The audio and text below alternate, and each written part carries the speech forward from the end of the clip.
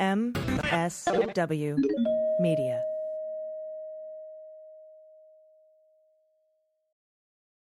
Welcome to Teacher Quit Talk. I'm Miss Redacted. And I'm Mrs. Frazzled. Every week we explore the teacher exodus to find out what, if anything, could get these educators back in the classroom. We've all had our moments where we thought, what the hell am I doing here? From burnout to bureaucracy to soul-sucking stressors and creative dead ends. From recognizing when it was time to go to navigating feelings of guilt and regret afterwards, we're here to cut out the gaslighting and get real about what it means to leave teaching. We've got insights from former teachers from all over the country who have seen it all. So get ready to be disturbed. Join us on Teacher Quit Talk to laugh through the pain of the U.S. education system. We'll see you there. Thanks to Feels for supporting Cleanup on Aisle 45. Feels is a better way to feel better. For 50% off your first order plus free shipping, go to feals.com/cleanup. That's feals.com/cleanup.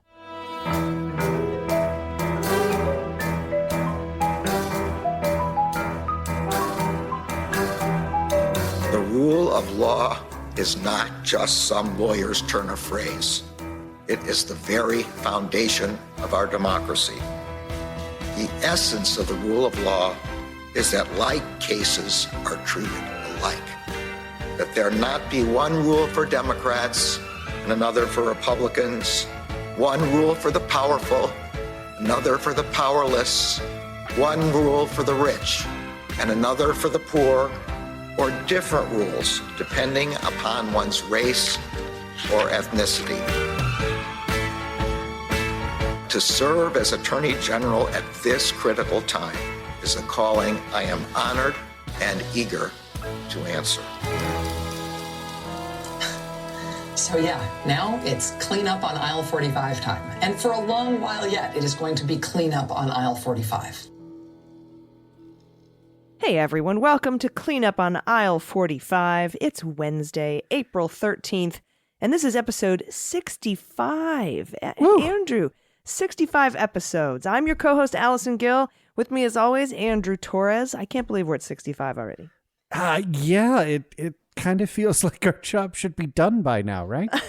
Shouldn't we be cleaned up, really, on aisle 45 by now? I would think it's a big aisle and there's a big mess. So anyway, before we get started, let's do what we always do in the opening bits here and give a shout out to our new patrons. So a big heartfelt thanks to Murder Note, to William Patterson, and Professor Pastafari. Ah, yes, touched by his noodly appendage. Also, thank you to D. Enoch, Nathan DeRosier, and Dr. Rosenpenis. So it's Dr. Rosen. Exactly. Outstanding Fletch reference. By the way, also while we're in the little pre-show here, as you listen to this, I will be live at the American Atheist Convention in Atlanta from Thursday through Sunday, and Thursday night, just like you and I did a bar trivia, and I'm hosting a bar trivia night. So if you are a Cleanup on Aisle 45 listener and you want to poke your head in, it's at the Renaissance Hotel in downtown Atlanta. And I would always love meeting show listeners and, give us show up.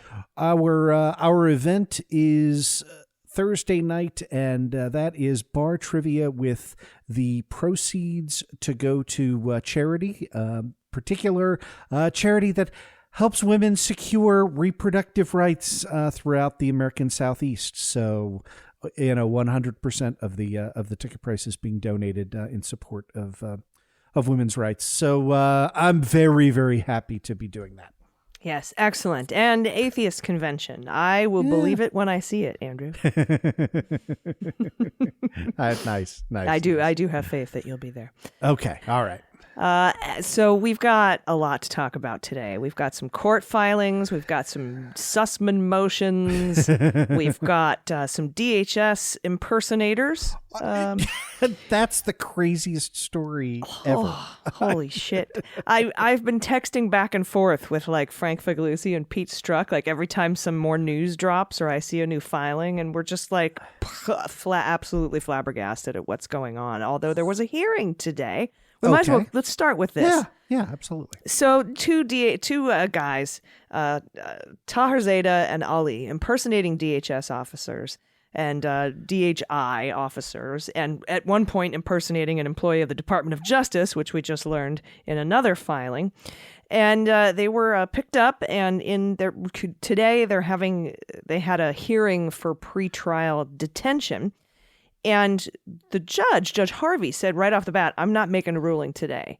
Okay. We'll talk today. We'll continue this tomorrow at 11. But Harvey gave the government a pretty hard time, as judges are wont to do, when you have to make sure that you're giving the criminals their rights, that you have the due process and all that good stuff. And so I'm a fan of the due process. Yes, I enjoy the due process. But they were asking, no one's ever seen these guys with guns. They aren't supposed to have guns, but no one's seen them with guns. And so it seemed not to go well for the government for pretrial detention. The government is arguing these guys are a danger to society, and the judge is all, what do you think they're going to impersonate cops again if we put them under house arrest? And the AUSA is like, yeah, we do. And this guy, one of them is domestic violence convictions, the other one assaulting his family convictions. They're like, and these guys had firearms. And then I guess there was a filing, Andrew, that they had been tipped off to their arrest and had mailed some of potential evidence to one of the Secret Service agents, witness 3. But then they amended that filing and said they could have just been returning property. And so the judge gave him a hard time about that too. Like, get your story straight. Yeah, so much to unpack here. I don't know what to make of any of this, right? I mean, I think we should kind of start with the top line accusations, right? Which is that these folks, Taherzada and Ali, were working with the Secret Service, impersonating DHI officers. That the allegation in terms of the bribery allegation is that they sent members of the Secret Service. They provided them with rent-free apartments. They gave them iPhones, flat screen TV, and other personal items, surveillance system, a drone, assault all that rifle. sort of stuff. Yeah. Well, and then you mentioned that firearms were recovered from these folks, but particularly the firearms that were recovered were, and neither of us are gun folks, but as I read the filing, a Sig Sauer 229 and a Glock 19. So in addition to that, they discovered surveillance equipments, hard drive, what is described in the filing as, quote, a machine to create and program personal identification verification cards and blank ID cards. All of that was summarized by the prosecutors as, these guys were, quote, not merely playing dress up, end of quote. And, it goes on. I mean, this is the not playing dress up is a good line, because this is precisely the kind of, stuff that, we see right-wing activists, love to, pretend like they're going into a combat zone. But no, this stuff really crosses the line from the stuff that is for sale to suckers versus stuff that is really restricted to law enforcement. So rifle scope, tactical gear, storage equipment, clothing and patches with police insignias, handheld radios, a high-end drone, a gas mask, handcuffs, zip ties, breaching equipments, cleaning kits for firearms, ultraviolet flashlight, RFGS K18, which is used to locate hidden cameras, microphones, RF transmitters, vehicle trackers, a computer server with 2 modules, an encrypted portable hard drive, antennas, and a firearms holster mounted and hidden under a desk, all of which were seized pursuant to a search warrant. So, yeah. What else do you say? I mean, they did have some also illegal high-capacity magazines. And then they had discovered there was some shipping labels and stuff after they were tipped off, apparently, about their arrest. They had shipped a couple of gun cases with high-capacity magazines, and 4 expensive cigars to one of these Secret Service agents. And that seemed to be that they were hiding evidence, and then came back and said, well, maybe not. Maybe they were just returning property. But regardless, this whole thing, I don't know if the judge, after hearing this hearing, is going to remand them to pretrial detention. I think that read is correct, right? Like, let's remember, less than 30% of defendants charged with violent crimes are held, right? Are held without bail.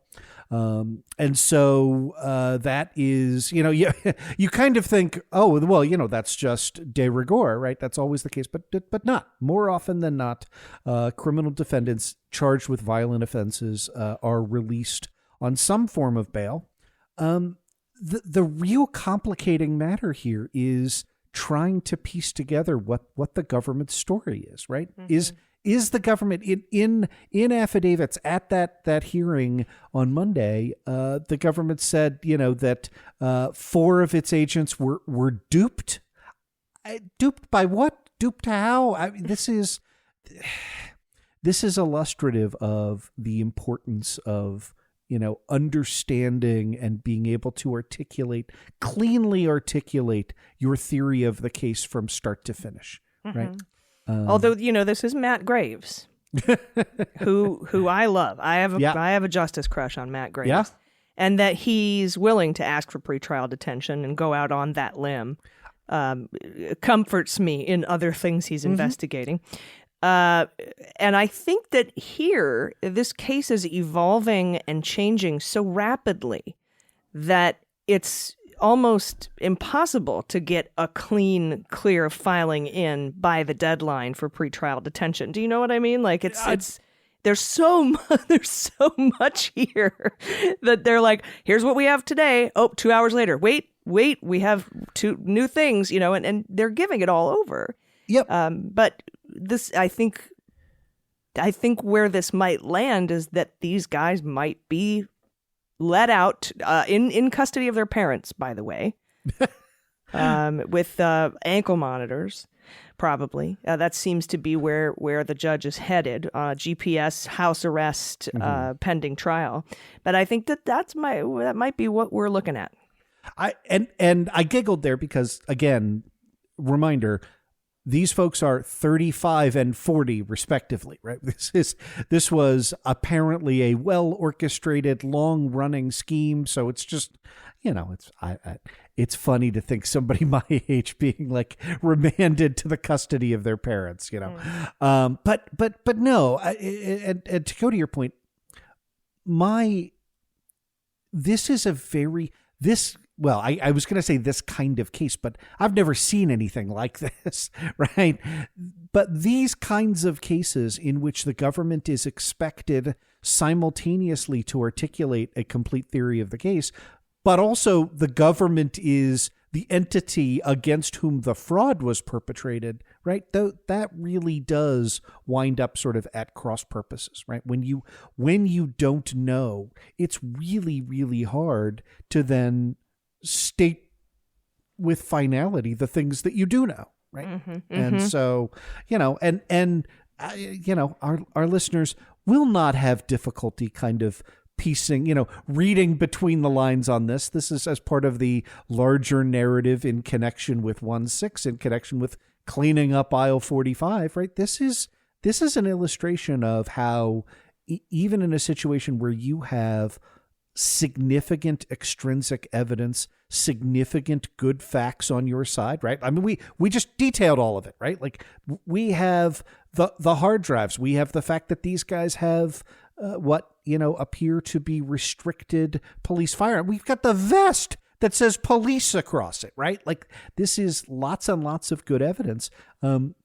Having good evidence is sometimes not enough to really put together an airtight theory that gets you all the way, from point A to point B to point C while ticking all the boxes along the way. And that's an important thing to remember as we talk about other cases in which the government may have been the victim of fraud. Right. When we hear repeatedly, just arrest them and figure it out later. These are the problems that you run into.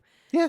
Now, I think if additional evidence is uncovered with regards to the ties to Pakistan or Iran, if there are any, or evidence with regards to if they hurt anyone while they were doing this physically or otherwise, if they, what was the nature of the gifts to the Secret Service? Were they doing some sort of infiltrating or bribing, or were they just, being LARPers? I think, once you have some sort of other concrete evidence like that, you may be able to get them put into pretrial detention.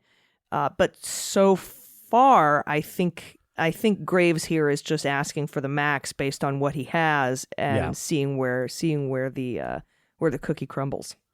Yeah, I think that's right. And again, I want to be very clear with respect to, it is easy for us in the peanut gallery to comment, but this is why trying cases is hard. Mm-hmm. Mm-hmm. Now, I personally think they should be in pretrial detention because they've got former assault and DV, and I have a personal thing with that. But having tried to get my own abusers put behind bars I know what it takes, and it's not easy. Yeah. And you led off with the question that is a fair question to ask, right? Which is, we live in a society. It is worth presenting this again as we prepare to pivot to talk about the events of 1/6. We live in a society that no matter how much extrinsic evidence has been piled up before your trial believes in the premise that you are innocent until proven guilty. And pretrial detention has always been in tension with that premise, right? You've seen states move away from the cash bail system, which I think probably makes a lot of sense. But then at some point you have to say, we are staking a judgment and depriving somebody of their liberty before they have been adjudicated guilty by a court. And we should wrestle with those questions, right? Mm-hmm. Yeah. Definitely. And I think that's right. So the two principles that are at stake when the government asks for pretrial detention are, number one, are you going to flee the country, right? Are you going to flee the jurisdiction? Are you going to evade future attempts to bring you to justice? And number two, are you a danger to yourself, the community, or others? And it's why you led off with the question. We laughed at it, but it really is one the court is going to ask itself, which is, okay, maybe they were involved in this crazy four-year-long plot to cozy up to the Secret Service and buy them apartments and hang out. And you've got if you haven't seen the photo of the defendants with some blurred out secret agents hanging out drinking beers in the pool, it's just. Take a look at that one. but right, is that what they're not going to do that again? So right. It's a tough one. And we're reactive more than proactive when it absolutely. comes to that kind of a situation, which I've also learned through my own personal experience. Somebody else who's been in pretrial detention, Andrew, is Robert Thompson, former Virginia police officer, who has now the second insurrectionist to be found guilty on all charges by a jury. The other one is Guy Reffitt. So 2 for 2 in front of a jury. And he was found guilty on all 6 counts, including, now, some of the newspapers are saying obstructing Congress, but that's not what he was found guilty of. He was found guilty of obstructing an official proceeding. Right. Which is different. That's 1512C2. Yeah, I know you all know that, and not 1505, which is obstructing Congress, because obstructing Congress thing gets you a 5-year max, whereas obstructing an official proceeding gets you a 20-year max. It seems as though his lawyers in this case, the defense attorney, was like, all right, look, he did the misdemeanors. He was there at the Capitol, but can you let him go on the felony stuff? assault, interfering with an officer, assault, all that, and obstructing an official proceeding. Let the felonies go. And the jury said, nope, no, dude. And they deliberated for a day and a half and found him guilty on all 6 counts. I don't know when sentencing, this just came down. Yep. So I don't know when his sentencing hearing will be. But former police officer, we've seen this a lot with former military, former police officers, former federal officers taking part in the insurrection. Now, bench trials don't have as good of a record. As we know, we've had 2 bench trials, and I think they were both presided over by Trevor McFadden, a Trump appointee, and one was found guilty, and the other was found guilty on 1 count out of 2, and the other one was acquitted of both counts. So we're batting 250 on the bench trials and batting 1,000 on jury trials. Yeah, and it is worth spending a few minutes on Judge Trevor McFadden, and in particular that the complete acquittal. This was of New Mexico engineer Matthew Martin, who was brought up on 2 charges. Is described as the first January 6th defendant to testify in his own defense.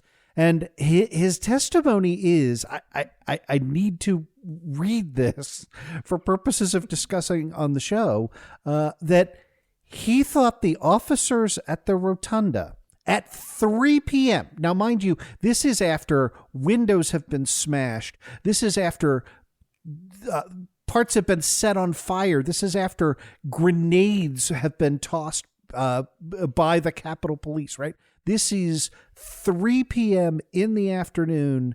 Martin said, well, I thought that the officer waved me in. I thought I was allowed to come inside. Windows are broken. Alarms are going off. And poop and everywhere. Yeah. And Martin's argument was that I thought I was being waved in. And Judge McFadden said, well, I don't think that that's true. I don't think you were being waved in. But, quote, the way the officer briefly interrupted the flow of people and then stepped back to allow it to resume, right? These are people reasonably in fear of their lives, but so be it, could have given Martin that impression. So, quote, I do think the defendant reasonably believed that the officers allowed him into the Capitol. So this is not the first time that McFadden has bent over backwards to minimize the involvement and the activities of 1-6 insurrectionists. And essentially, as you go through it, and again, I want to state this in stark contrast to other very, very conservative judges who have had no problems, right, saying, however much we think that, you have illustrated remorse here, that these are serious, harrowing crimes, and, you need to face the responsibility for your role in an armed insurrection at our nation's capital. Trevor McFadden has gone out of his way to characterize witnesses as, being quiet, orderly, polite. He wasn't shouting. Are you kidding me? It is just, and so, it's a roll of the dice now. If you are a 1-6 insurrectionist, better get hope you get assigned to Judge Trevor, because he just seems to be soft on treason. Yeah, no, I agree. And we've had some other developments in 1-6 that we should briefly mention. First of all, Ali Alexander has been subpoenaed and is apparently, quote unquote, cooperating with the Department of Justice. I don't know. I think cooperating is a strong word for what he's doing. And then also, of course, now the Select Committee is deciding whether or not to make a criminal referral to the Justice Department.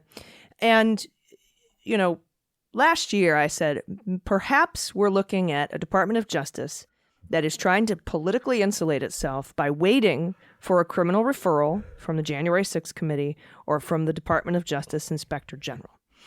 Mm-hmm. Now we know that the Department of Justice is investigating the people in Trump's orbit, the top of the coup, through these subpoenas that we've seen and heard about, and also the 15 boxes of of classified top secret documents that Trump stole from the White House. Yeah. And so now that makes a criminal referral unnecessary to the Department of Justice. And some are arguing that the Department of Justice doesn't need the 1-6 committee to tell them that there were crimes. They know from Judge Carter's outline of the Eastman email decision. They know from just what is publicly available in information. And of course, the January 6th committee can always send evidence over to the Department of Justice without a criminal referral.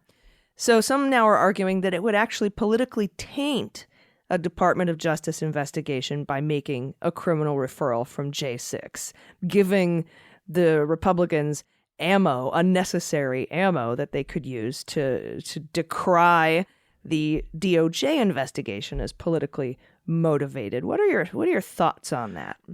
I think so.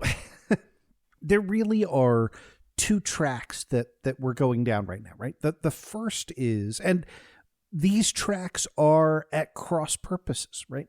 So the purpose of the January 6th committee is to investigate and explain to the American public what happened on January 6th.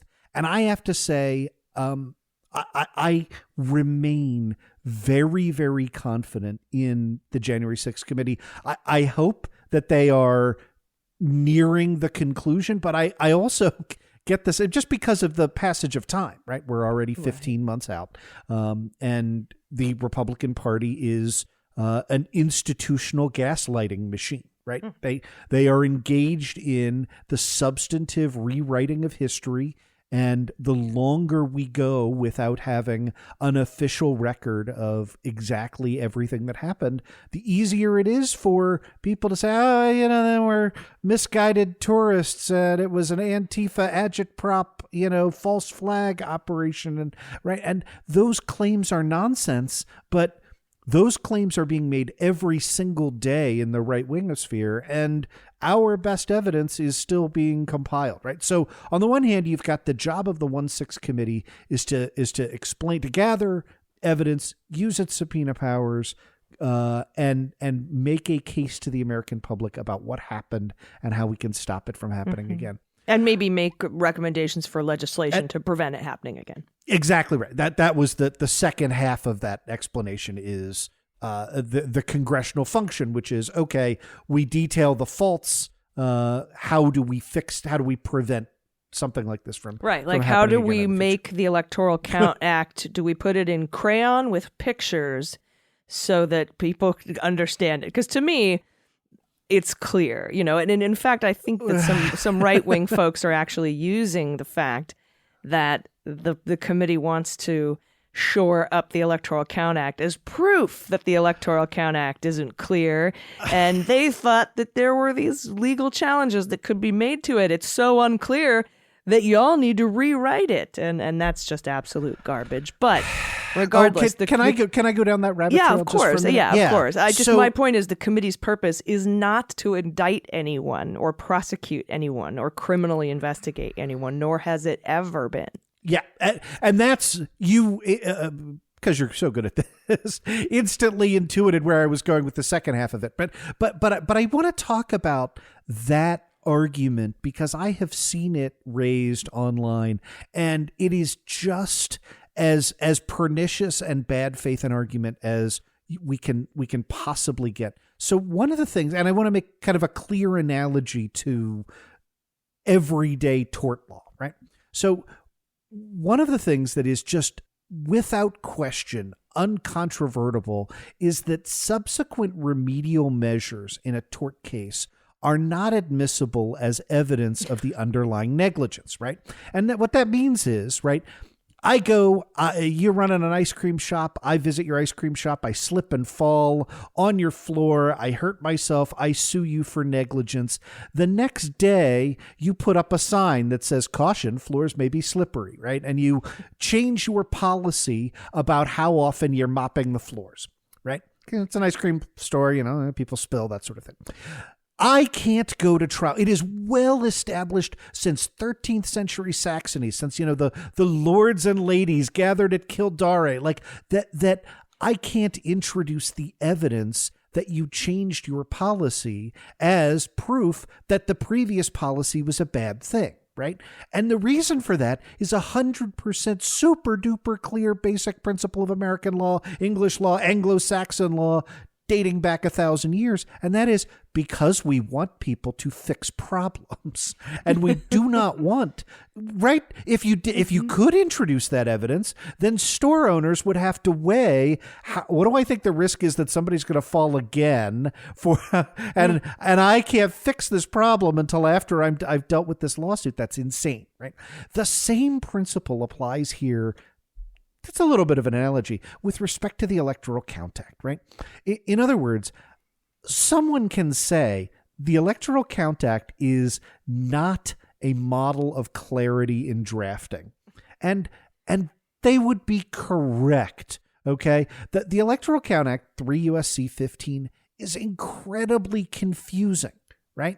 And as you read it, it is really, really hard to know exactly what happens. Okay. And I could read part, right?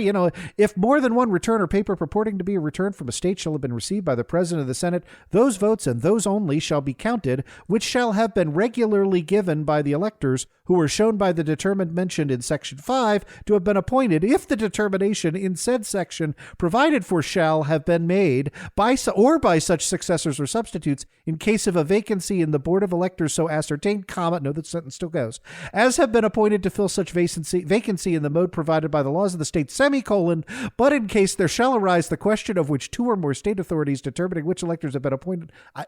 I'm not kidding. This single sentence goes on for another 7 lines. Okay. I'm stopping the reading because you probably have a million questions already. Like what does it mean to be regularly given? What does it mean, to have been appointed to fill such vacancy? What does the semicolon mean? Right. All of that. You can read that and say, good Lord, 19th century lawyers sucked at English. That is true. There is some ambiguity, and we could write law review articles on, what does it mean for a vote to have been regularly given by electors, right? All of that is an ambiguity. What is not an ambiguity, right, as we covered on this show, you and I covered on our respective shows, is that there is any construction of the Electoral Count Act, which means Vice President Pence gets to just decide by himself if electoral votes count or not, right? That argument is preposterous. That's the one that Mike Pence's lawyer, Greg Jacob, got John Eastman to admit in private he would lose 9-0 at the Supreme Court, right? Well, maybe Thomas. And then they spent an hour debating Clarence Thomas opinions. And finally, Eastman concluded, okay, I got no votes on the Supreme Court for this, not even Clarence Thomas. So I just, the reason I wanted to go down that rabbit trail is to say, you can consider, we should not be backed into the position of saying the Electoral Count Act is as clear as speed limit 55. It sure as hell isn't, right? That sentence makes no sense to me. But it is clear that the Electoral Count Act does not vest the vice president with the discretion to pick the next president, right? Because if it did, we would have only ever had Federalists as president, right? Like the vice president would be like, oh, all right, I hereby certify that one electoral vote shall go to, right? Of course, that's how it would happen. And the fact that it didn't happen that way is pretty strong evidence that the vice president does not have the power to just unilaterally throw out electoral votes. Believe me, if they could have, I would have liked Al Gore to have gotten up in 2000 and been like, all right, that's a vote for me. That's another vote for me. That's another vote for me. Boy, these things are going great from my end, right? Like, of course not, right? So I'm sorry, I didn't mean to get off on quite the tangent there, but I think that it's important, right? Like, we can say the 1-6 committee should recommend changes to the Electoral Count Act without conceding that any part of the argument of the insurrectionists is correct. Right. That doesn't mean that Republicans won't do it. Just and putting that you period already, on the end of that sentence. yeah, no, that's how you button that up. And you already stole the second half of the punchline, which I'm okay with. No, which is fine. Which is that public mission is sometimes at odds with how good prosecutions are run, right? And I think it's no surprise, right? I've seen a lot of agitation. We're not going to talk about Hunter Biden's laptop or whatever, but the fact that bad faith prosecutors who are looking at nonsense cases, we have a lot of details about those cases. I understand the frustration in the news of, but I don't have any news coming out of the U.S. Attorney's Office for D.C. regarding, potential indictments of folks higher up than the Oath Keepers and the Proud Boys. And so it feels like, right, Hunter Biden is more of a priority at the Department of Justice than 1-6. Well, I think it's very clear that that's not the case. But the reason that it seems that way is because, because of the cross purposes, because a good criminal investigation does not leak information prior to making indictment decisions. The Hunter Biden laptop investigation, as appointed by Billy Barr, leaks like a sieve because its whole purpose is to be political in nature, Exactly. whereas the real investigations do not. And that brings us to another unreal investigation, which is the Durham Sussman investigation. But we do have to take a quick break, so everybody stick around, and I'll tell you about the latest filing. And I have questions for you, legal ones, my lawyer friend, about immunization motions and et cetera. So we'll talk about that right after this. Stick around. Hey everybody, it's AG, and today's Cleanup on Aisle 45 is brought to you by Feels CBD. If you have not tried it yet, I really recommend CBD. CBD isn't about what you feel, it's about what you don't feel. Stress, anxiety, pain. And Feels is a better way to feel better. CBD naturally helps reduce stress, anxiety, pain, and sleeplessness. And with Feels, there's no hangover or possibility of addiction. It is premium CBD that will help keep your head clear and feel your best. Just place a few drops of Feels under your tongue, and you can feel the difference within minutes. It's hassle-free, delivered directly to your door, and to find the perfect dosage, they have a free CBD hotline at Feels to help guide your personal experience. The Feels customer service team is dedicated to making sure you get the best use of your CBD. I have tried a million other supplements, and I love Feels. Feels is the safe, natural method to relieve pain, nervousness, and sleeplessness without harmful side effects. It's helped me so much with insomnia and anxiety. Feels monthly membership makes your self-care easy. You'll save money on every order, and you can pause or cancel anytime. It's super simple. So just go to feels.com/cleanup and you'll get 50% off your first order with free shipping. That's Feels, FEALS.com/cleanup. You'll be glad you did. All right, welcome back. I am not going to bore you with the whole backstory and the details of what's going on with Durham and Sussman. We've been covering it. Everybody kind of knows it already. But the latest filing, Andrew, and this is my question for you, because it appears as though Durham has been sort of half-cocked, I guess, threatening a tech executive one, his name is Jaffe, with sort of a sword of Damocles indictment. Like, we don't know if you are past the statute of limitations. You might not be. The CIA meeting was in 2017. You could still be legally liable. There could be an indictment. We don't know. We aren't going to tell you what for, even if there was. So we want you to testify for the prosecution. And Jaffe's like, I'm testifying for the defense, because Jaffe's got exculpatory testimony for Sussman. But he is now effectively chilled on giving that testimony because the prosecutor, Durham, the Office of Special, or the Special Counsel, is kind of threatening this vague indictment. And so he would be then forced to plead the fifth in any testimony that he gave at trial, be it exculpatory or inculpatory, for Sussman. And so that sort of is dampening his ability to testify. And so what happened here is that Sussman's lawyers filed a motion to either require the special counsel to immunize Jaffe so that he cannot be indicted, or to say what he's possibly being considered to be indicted for Otherwise, kind of fuck off with it. You know, like that's sort of my general feeling that I get from this filing. We're not going to get a decision probably in a couple, 3 weeks on this motion to force for the courts to force Durham to immunize Joffe. But what are your thoughts on this? Because that seems like that seems dirty. Yeah, so many thoughts here. This began. I don't mean good dirty. Now add one more to the thoughts, but this one I'm going to have to ask you after we get off the air. No, last Monday, the government filed its motions in limine. Okay.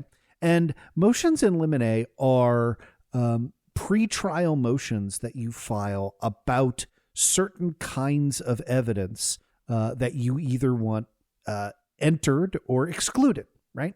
And if you're thinking that seems a really, really weird place to then go off on a lengthy tangent about exculpatory witnesses being called by the other side, you'd be exactly right on that. Right. Like, so for example, if you have an expert report, right, one side would file a motion in limine to exclude the other side's expert. And you would say, we want to exclude this expert because of, the following deficiencies, right? Like he, never graduated from school and his license was expired and, whatever.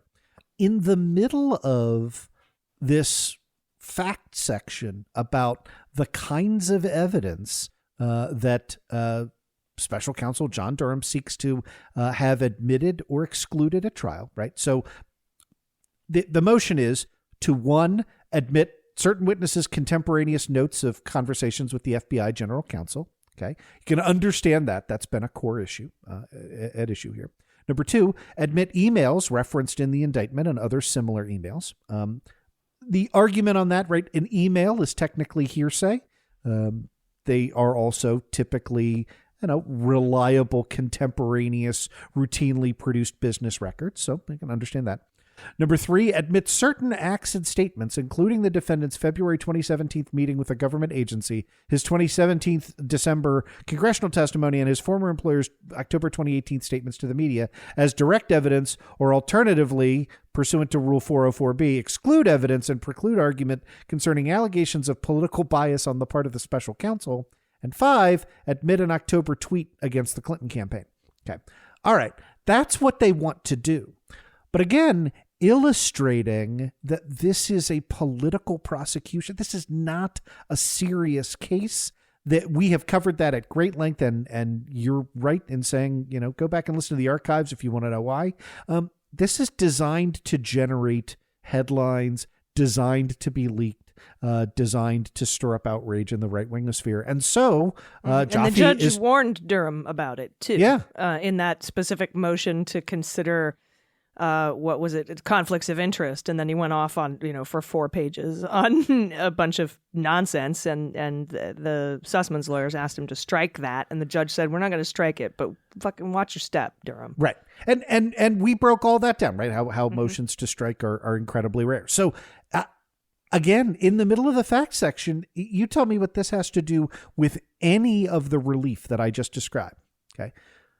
The indictment also alleges that beginning in approximately July 2016, Tech Executive 1, as you point out, that's Joffe, had worked with the defendant, a U.S. investigative firm retained by Law Firm 1 on behalf of the Clinton campaign, numerous cyber researchers and employees at multiple internet companies to assemble the purported data and white papers. In connection with those efforts, Tech Executive 1 exploited his access to non-public or proprietary internet data, enlisted the assistance of researchers at a U.S.-based university who were receiving and analyzing large amounts of internet data in connection with a pending federal government cybersecurity research contract. Tech Executive 1 tasked those researchers to mine internet data to establish, quote, an inference and, quote, narrative, end quote, tying then-candidate Trump to Russia. In doing so, Tech Executive 1 indicated that he was seeking to please certain VIPs, including individuals at Law Firm 1, that's Perkins Coie, and the Clinton campaign. As you point out, this is done solely to try and poison the waters against Joffe as a defense witness. And typically in cases like this, when you have a witness, the reason for Joffe's motion is typically a witness will either have information relevant to one side or not, right? So it's a question of, am I going to be a witness for the prosecution, or am I going to plead the fifth and stay home, right?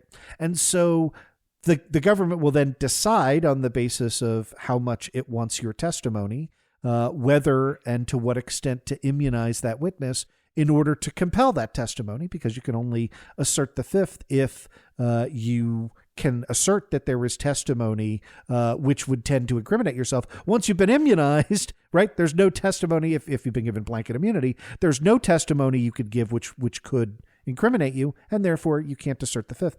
But here, they have sort of very craftily moved to try and force Joffe into a position to say, all right, well, I'm not going to show up and be a witness at all, which I think would be their goal, right? Would be to say, hey, look, the amount of positive information that they would get out of him as a prosecuting witness would be virtually nil. But if they can convince him to stay home, that's a victory. But that's also, as you were looking at it, feels pretty oppressive in terms of taking somebody who possesses exculpatory evidence and wants to testify for the defense and sort of outing vague threats. Well, and some of that was not so vague, right?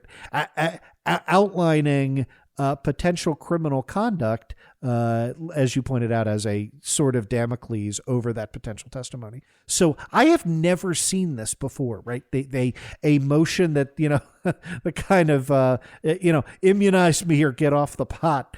But it illustrates, I think, the difficulty of trying to litigate in good faith against somebody who's not interested. It's very plain. I would love to be able to sit down, with some truth serum and talk to Sussman, because it's almost impossible to believe. Sorry, I meant Durham. It's almost impossible to believe that Durham thinks that he is running this the way you run a normal case, because he just isn't. It feels like a Brady violation, honestly. It can't be proven as such, I don't think, because he's just saying, hey, there might be crimes against you, there might not be. We don't know.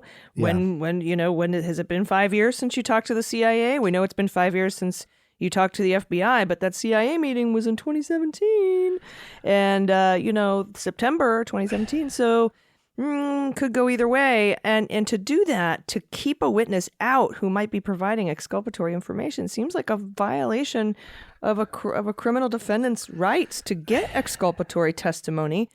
But so it's not quite Brady and Giglio, because the information has not been suppressed, right? And there's no effort to do that. What there is an effort to do is to tarnish and muddy the waters and undermine the potential value of that information. And that, to me, that is an interesting, like, if I was going to make an analogy, right, it might be like if you were to uncover that there is exculpatory evidence, and then, you order the local police, the investigating detectives, the FBI, whoever's in whoever's custody the evidence is. If a prosecutor were like, well, if you want to screw up the chain of custody of that evidence while you're delivering it to the defense, I'd be real cool with that. That feels like a Brady violation, right? And so that, to me, that's the closest analogy, right? Like, it isn't as though they're not turning over the information, which is what the Constitution requires. That's Brady v. Maryland. The question is, they're undermining the value of that testimony while doing so. And that, it feels equally wrong, but exists in kind of an adjacent square. So, I feel like there should be a rule that if a witness has exculpatory information, that the prosecuting attorneys either have to indict or immunize or provide the information of potential investigations, criminally or otherwise, into that person, so that they can know whether or not they would need to assert their Fifth Amendment or whether or not they'd be able to provide testimony. I feel like you can't just be vague about maybe potential indictments that could happen later. I don't know. It just seems wrong. Yeah, or stipulate that they can't contest the evidence if they decide not to indict, right? Because the problem with having a per se rule that says if you have exculpatory evidence, the government either has to indict or immunize is, you could see how that could potentially... Or the third option, or explain the potential crimes that you're looking at and what they're looking at. So then you could say, oh, he's talking about the 2017 CIA meeting. I don't give a fuck about that. I didn't break any rules. Let's go to testimony, Yeah. So where you could make an informed decision, That's right. And the way in which the Constitution, the implementing underlying statutes like the Speedy Trial Act, for example, tend to focus on specificity, right, in letting a potential criminal defendant know exactly what he faces in terms of potential charges. So I think that third option, right, is a good way to sort of close the loop and run the full gamut of, indict, immunize, or at minimum, explain what I'm on the hook for here. Right. Yeah, or potentially could be on the hook for. Yep. Am I currently under investigation? Am I the target of an investigation? Yep. Something like that. All right. So those are kind of the legal stories that are out right there, out right now. And then we've got sort of a kind of comings and goings. What do we have on the docket today? So folks enjoyed. We got a lot of positive feedback about my 25-minute breakdown regarding legalbrains.com from last week. So I think I'm going to stick with that theme in terms of wishing a fond farewell to Jonathan Mosley, who has been disbarred from the practice of law in the Commonwealth of Virginia. If the name is familiar, Jonathan Mosley represents Kelly Meggs. And Kelly Meggs is one of the Oath Keepers that is charged with seditious conspiracy. And in fact, Kelly Meggs is Gator 1 on the strike force team. His lawyer has now been disbarred. And I need to say, we do not exactly know why Jonathan Mosley was disbarred. I can access the order, right, which says that he has been found in violation of, and this is a long list, the following rules, disciplinary rule violations have been proved by clear and convincing evidence, right? So that is more than just the civil preponderance of the evidence, slightly less than beyond a reasonable doubt. Violations of Rule 115A1, Rule 115B3, Rule 115B5, Rule 115D, 8.1C, 8.1D, 8.4. 8.4 is the general catch-all rule, by the way. 8.4B, 3.1, 3.3A1, 3.4D, 3.4J, 5.5C, and 8.2. Without more, right? This is just literally a form finding. What didn't he do? Yeah, right. This was taken out of the appendix, and we get scratch throughs with his name written in pen. So we don't have the underlying facts, but here's what we do know. This is not the first time that Jonathan Mosley has been disciplined. This is not the first time that folks have raised complaints about him. In 2010, he represented someone named Tracy Ammons in a breach of contract action against the Christian Coalition of America. Boy, it kind of feels like there are no winners in that case. And in that case, Ammon gave Mosley a copy of the contract, and then they looked at it and they argued that, and the contract contained an arbitration clause. And the argument that Mosley made in court was, Your Honor, we don't dispute the existence of a contract, but my client doesn't have a copy, and she doesn't remember there being an arbitration clause in the copy that she signed. Okay. The court then held an evidentiary hearing to determine the contents of the contract, right? Because, not introduced in evidence. On cross-examination, Tracy Ammons admitted that he had given a copy of that employment contract to his lawyer and that the contract did contain an arbitration clause. The contract was produced, and then Mosley made a motion for non-suit, which was granted. So in other words, directly conspired to commit a fraud on the court, went through the rigmarole of contesting whether that contract existed and knew I had a copy all along that was given by his client. Don't do that sort of thing. So, that was 2010 and his license was suspended for 6 months. So, could he have done other stuff beyond representing 1-6 defendants? Oh, yeah, absolutely. Now, we also know that John Mosley is, because he represents criminal insurrectionists, a crazy person who makes absolutely crazy arguments in court. And we now have, this is astonishing to me, 9 days after being disbarred, Mosley made a motion to dismiss counts 1 to 4, right, which includes the seditious conspiracy charge against his client, Kelly Meggs. I don't think he was allowed to do this. Yeah, that was my question. I tweeted this out. I saw the filing and I said, why is a disbarred guy submitting filings? Now, somebody said, well, this is D.C. and he's Virginia. He was disbarred in Virginia, but I don't think you're allowed, because you would need a sponsor in D.C. And if you're disbarred, you can't, your sponsorship is null and void, I would imagine, in any other jurisdiction. That is 100% correct, right? So it would be different. Give me my honorary bar. Yeah, you've been racking these up. Look, it would be different if Mosley were admitted in D.C. and in Virginia, okay? Because then he's been disbarred to practice law in the Commonwealth of Virginia, right?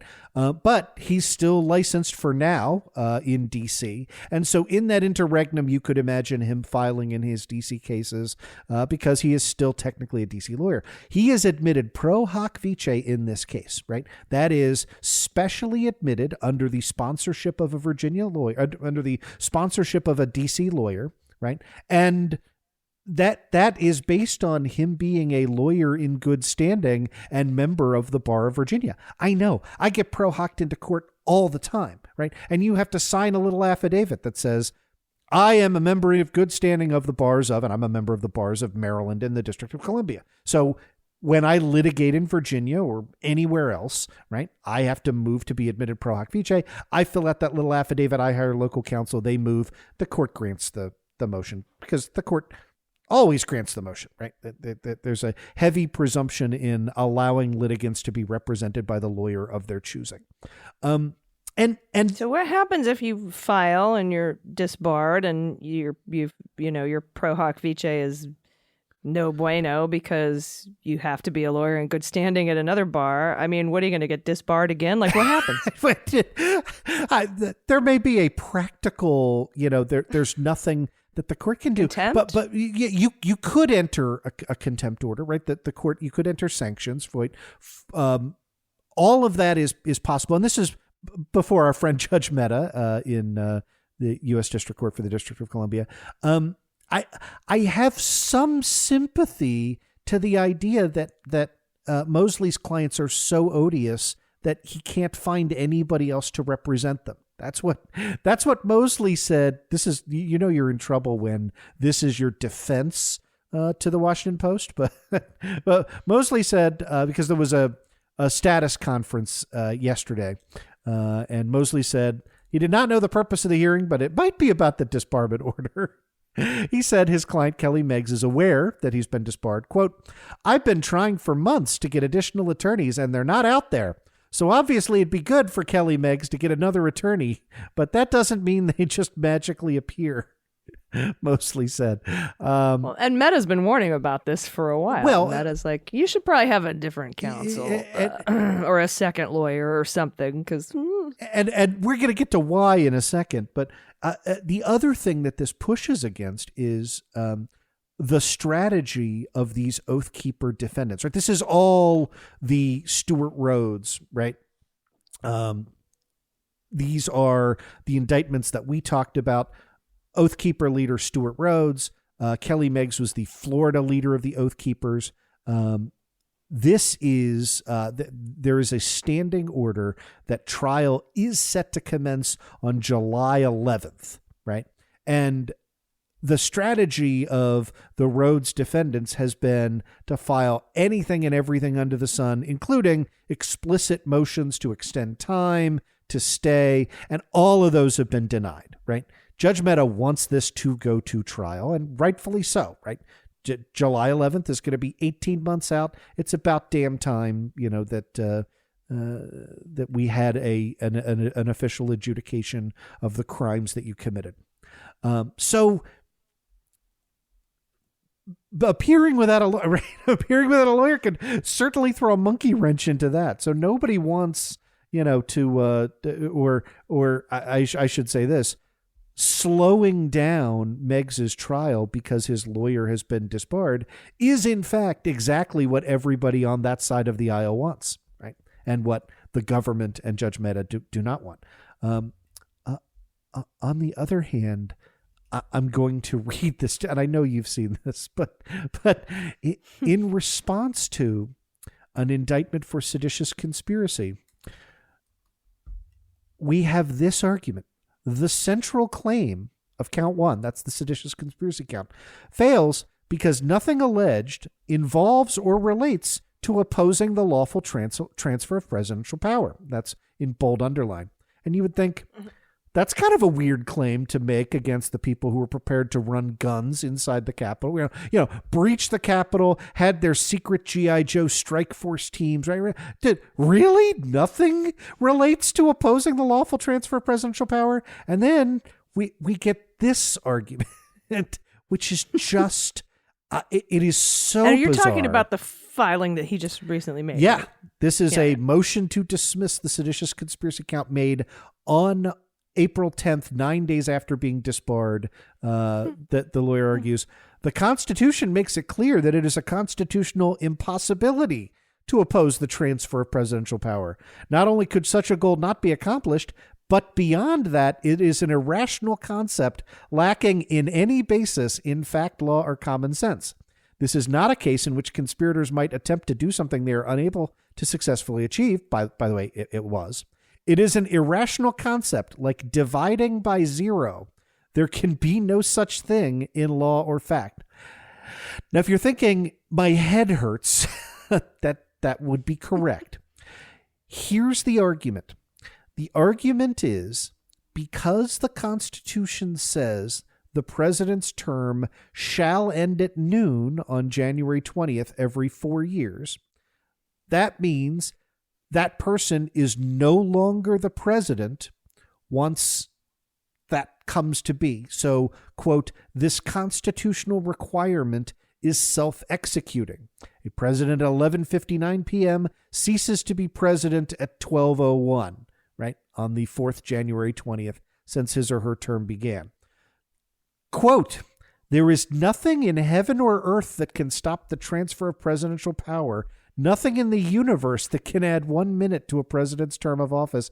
Not even God making the sun stand still keep a president in office 1 second longer because he wrote a because on that statement. Because even if the earth stopped rotating, it would still be 12:01 p.m. 1 minute after noon. I don't know where to begin with this, right? Oh, wow. Talk about a last-ditch effort by a disbarred lawyer. Nothing in the I don't want to say nothing. I would like to argue that if the Earth stopped rotating, it would never become 12 Of course it wouldn't. That's the definition of time is the Earth rotating around the sun. Right? I'm surprised he didn't do some sort of even if they found the Guardian of Tomorrow and jumped through the portal back to Joan Collins' time in the 30s, he would still, nothing in, okay. What a fantastic Star Trek episode that was. My favorite, by the way, my favorite of all time. City on the Edge Forever, way up there. Okay, let's try and... I am the guardian of tomorrow. That's what I would say if I were responding to this motion. I am the guardian of tomorrow.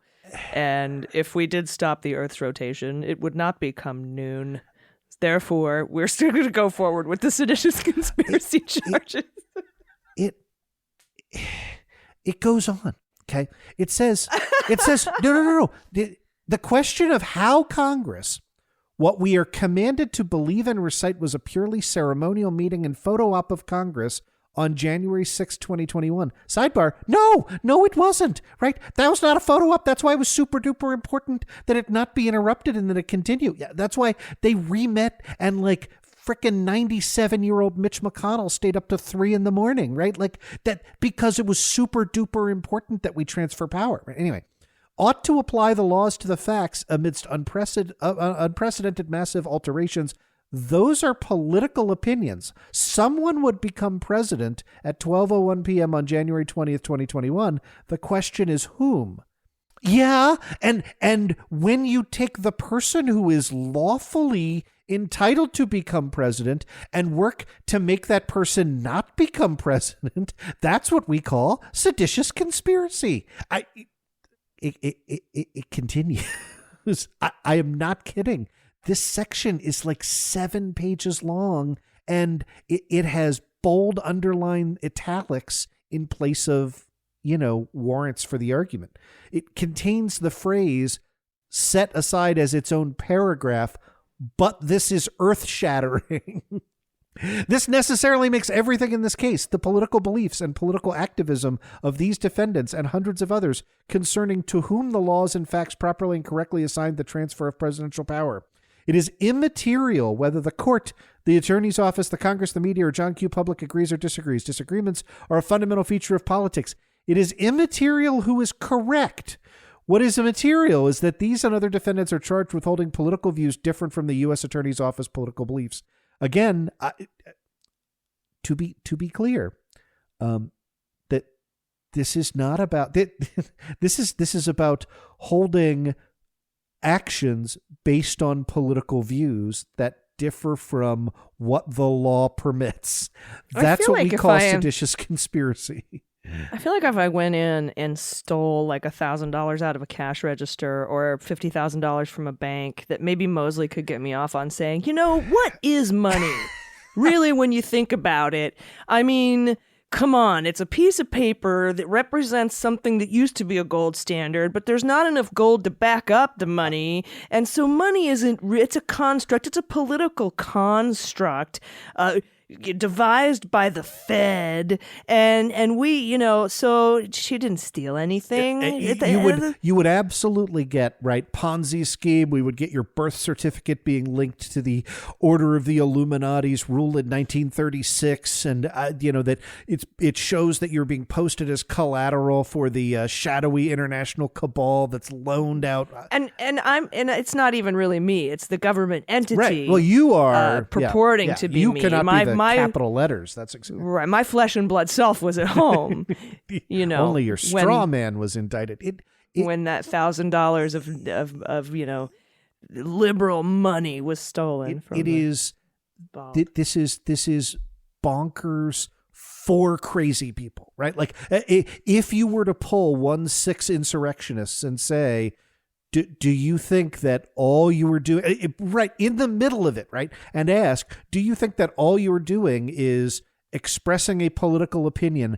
He's got this in, again, bold underline italics, I guess, because, star wipes weren't available, and petitioning the government for redress of grievances. They would say, no, man, like, we're here to hang Mike Pence. We're here to stop the count. Stop the state. It's in the name of the thing that's our organization. We're here to stop a thing, right? That you've just argued that everything that the insurrectionists said they were trying to do is not really what they were trying to do. And I don't think your clients agree with you on this, John. Well, they're not your clients anymore because you've been disbarred. Awesome. Wow. That was that's the coolest thing I've heard in a while. I don't have any hamburger poems, but I mean, I've read some Sidney Powell filings, but that Whew. It is that one takes the cake. just that it again. I struggle for words because there's sort of a like, and obviously like it's a metaphysical impossibility to interfere with the swearing into the next president. Good to know on that. I think that assertion is going to come back to bite you in the ass if we ever have another Republican president. But hopefully that will never happen. So we'll. Yeah, and Putin is obviously still not in power, right? Because of that whole metaphysical time stoppage thing. There you go.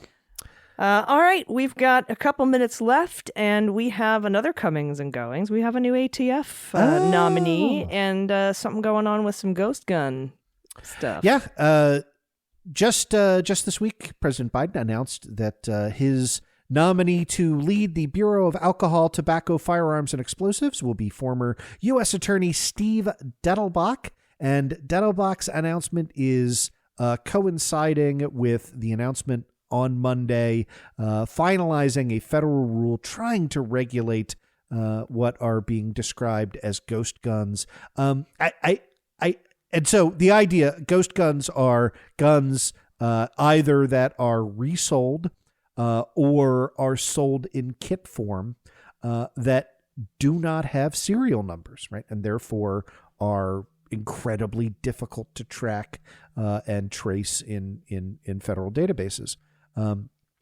Last year, this is just a stunning number, right? The ATF estimates that 20,000 suspected ghost guns were recovered in law enforcement during criminal investigations. That is a tenfold increase in guns without serial numbers compared to 2016. And those are just ones that are recovered in crimes. Yeah, it is. This is just a huge epidemic, and I don't care where you are in terms of gun ownership or no gun ownership or whatever.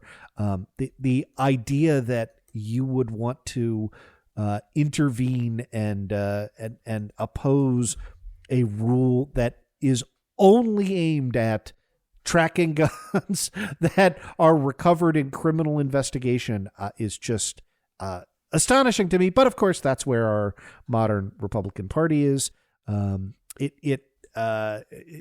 is an issue that is so unbelievably broken that the other crucial piece of data, right? So Dettelbach will become the first permanent director of the Bureau of Alcohol, Tobacco, Firearms, and Explosives since 2015, right? In other words, this position has been left to deputies, has been left unfilled, and in fact, since the agency was amended from alcohol, tobacco, and firearms to add explosives in 2006, there has only been one permanent director of ATF, and that's because Republicans are united that anything that is gun policy becomes anathema, and Democrats have sort of been, unable to muster kind of even the feeblest of efforts, despite a rising tide of mass school shootings, and it just and I don't want to connect school shootings to ghost guns, right? That's not that; those are two separate issues, but they are combined by being kind of the true third rail of modern American politics, which is trying to do something sensible on gun policy. I don't see how you could, this is about the bare minimum, right? Let's make sure that guns, when they are recovered in the commission of a crime, have a serial number attached to them so that we can trace who bought them and gave them to whom. Seems like perfectly consistent with a free society, right? Like Amazon can figure out, the last 8 people that have bought underwear. We ought to be able to figure out, exactly who owned what guns and how they got used in crimes. But there we go. Well, we welcome. I assume he'll be confirmed, even though we haven't had an ATF director since 2015. which is weird. But, you know, I like this guy. So Well, and think about what happened in 2015. yeah, Right? No. That was the last half of Obama's second term, in which the Republicans controlled the Senate, and there was just no way to get anybody confirmed to a Senate cabinet level position. And then the Trump administration had no desire to put somebody in charge of preventing illegal use of firearms and explosives. Again, you know, in any sane society, that would be disqualifying. You know, welcome to the United States. But I agree with you. I like this guy, I do Dettelbach. too. All right. I wanted to hear what he had to say, but they cut him off. They're like, it's nobody big. Let's just go on to. I know. I was like, come Poor on, guy. I want to hear this guy. Especially since it's been so long since we've had one. So I look forward to that confirmation. And that is our show. And I want to thank everybody, especially people who might be listening for the first time. Thank you for joining us. It's been Absolutely. 65 episodes, but it's never too late to clean up on aisle 45. So if you know anybody who might be interested in this kind of news, definitely send them our way. That's all I have today. Andrew, do you have anything else that you want to add before we get out of here? Nope. All right. Well, everybody, we will see you on our respective opening arguments, Daily Beans type shows, and then we'll be back next week with another episode of Cleanup on Aisle 45. Cleanup on Aisle 45 is written, researched, and produced by Allison Gill and Andrew Torrez, with editing by Molly Hockey. Our art and logo design are by Joelle Reeder and Moxie Design Studios, and our music is composed and performed by Adam Orr. Cleanup on Aisle 45 is a proud member of the MSW Media Network, a collection of creator-owned podcasts dedicated to news, politics, and justice. For more information, visit mswmedia.com.